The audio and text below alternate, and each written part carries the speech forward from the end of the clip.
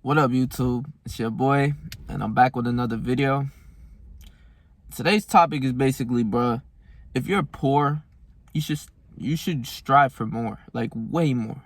You know, I came from an upbringing which we were poor, and I knew that. I knew that from the beginning.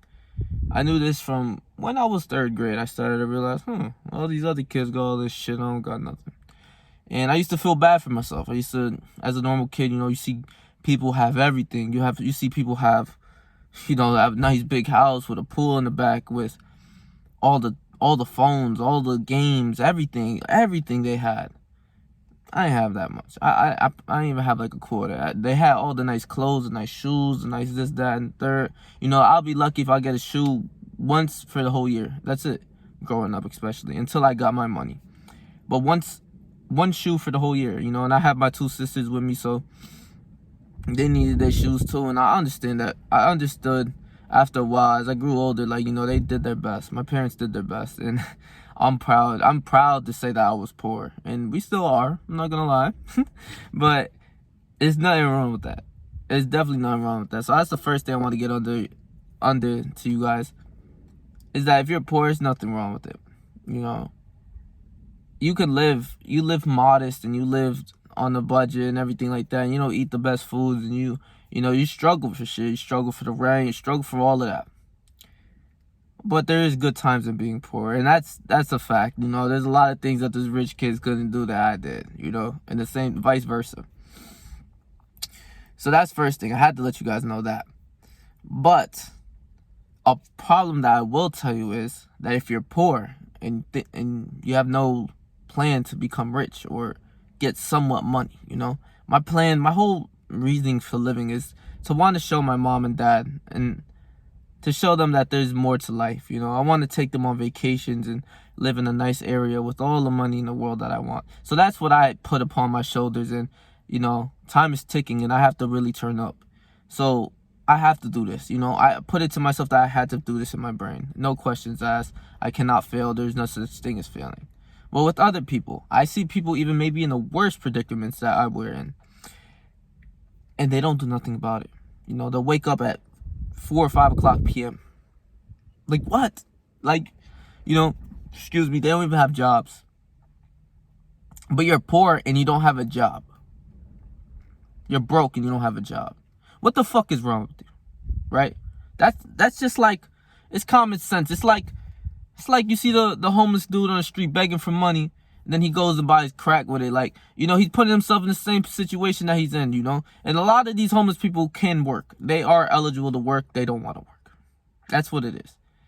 And it's the lack of sense that they want to strive for more. It's the lack of sense of motivation that, that they have to be on their toes and do what they have to do throughout the day. But if you're poor, why the fuck don't you want to be rich? This is something I simply don't understand. And it gets me very mad. I get very aggravated thinking about this. Why are you a broke boy and not doing nothing to become not a broke boy? At least an average guy, Maybe make $30,000 a year within the next 10 years, or just something that you can provide for your family for real. Why do you want to be broke? I watched so many things like Andrew Tate and, all these people, because he had, in Hamza too, they had nothing too. They were in the same predicaments I was in. Maybe worse even. They were poor, dirt poor, everything like that. Now this guy got all the money in the world. Hamza, he's very wealthy. I believe he makes at least 50K a year. I mean, not a year, a month. And 50K a month for me right now would be crazy. So that's something I was striving for. There's levels to this rich shit too. Hamza's making maybe 50K to maybe way more than that. I don't know. I love you. I love Hamza. I love all his videos. He's my role model almost. Same thing with Andrew Tate. But he's like dumb rich where he spends $1 million in a day. It doesn't matter. He's good. I think he probably touched close to $1 billion now. So once you have that money, that's kind of dirt. It ain't shit. So when I think of this type of things, that where even if I'm making 10K a month and this guy's making millions, but that 10K a month, I am still different from every other person in this world, almost every other man in this world, because once you touch 100K a year, you're included in the top 1% of men, I believe. there's not a lot of men making 100K a year. You know, you see a lot of people's fathers. You know, I see a lot of people's fathers, family, everything like that. I just, you know, they're not doing it. They're not making that. Nowhere near that. But they're still living. You know, you can still live as a poor person, but you don't want to be poor. I don't understand why you still want to be poor. Why don't you want to show your sisters and brothers everything that life is about? You know, I had a glimpse of what life was about when I was living with another person and their family. I love their family so much. And, you know, those are my number one people too, other than my own family. And I'm very grateful for them. And they took me to Wildwood, the place that I stay, you know, around the area. I don't stay in Wildwood, but I stay around this area. And they took me to Wildwood, New Jersey. And Wildwood, New Jersey is like, in the summer, it's very cool. It's very popping. The beach is out, you know. The shore, you know, Jersey Shore is all what we're about in Jersey. And basically, it's beautiful out. There's people on the boardwalk, everything like that. The beach is there. There's rides, you know, you could play. It's like you know, it's very beautiful over there. And, you know, they took me on vacation on basically renting like not a house, but like one of the motels and everything, or hotels. And there was a pool outside, and we could literally walk to the beach. And me and my friend we would go to the boardwalk, and we lived a couple miles away, so we would take the little bus kind of thing, the trolley, and take it to the boardwalk and shit. And that was fun. That was what life I felt was supposed to be about. Just do stuff that we want to do at the end of the day. Have some fun and be at peace almost, man. When I was there, we was chilling, eating some good food. We'll cook the food, and I was grilling too. They told me how to grill. And then you know, when I'm done eating, I'll just go up to the spot and just sit alone and just, you know, sun gaze with the sun hitting at my body. And I'm just like, wow, like this is what it's about. So I want to show my parents this. I want to show my sisters this. I want to show them what, like, you know, life is really supposed to be about. And it's not supposed to be about the struggle shit, not working every day. It's not supposed to be about struggling, working every day, and just you know, always worried and always having stress and everything. Believe me, guys, when I say that, I seen a lot of stress within my parents and all of that shit. A lot of people I knew, it's just not fun. Not something you want to see. Somebody just so stressed out, and then they take their anger out on you, you know? And it's like, me, I just want to relieve all of that from these people, you know, from my mom and dad, whatever, family members. I just want to relieve that stress, and I strive for greater. You know, not a lot of my sisters call me crazy, everything like that, for the things that I say and the things that I want. But it's gonna happen. I promise. There's no way it can't. I have to do it. So when you have that type of mindset where you have to do it, it's different from that other broke person who is just like, you know, living day to day, smoking weed, drinking. And, you know, it's like, as somebody like me, bro, like, I like to be a little bougie now, bro.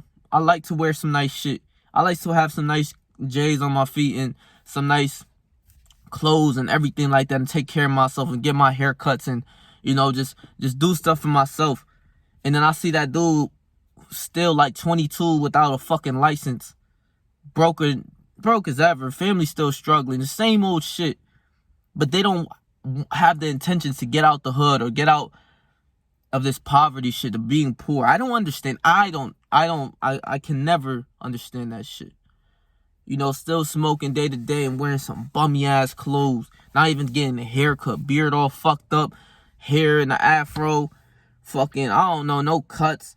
Motherfuckers got no drip, like rocking some dirty ass tank tops with their armpits stinking with yellow hair. And bro, you feel me though? Those are the type of people I don't understand and I cannot correlate with. I don't know. But if you're that person, take a good look and really judge yourself, bro. Are you really that person, bro?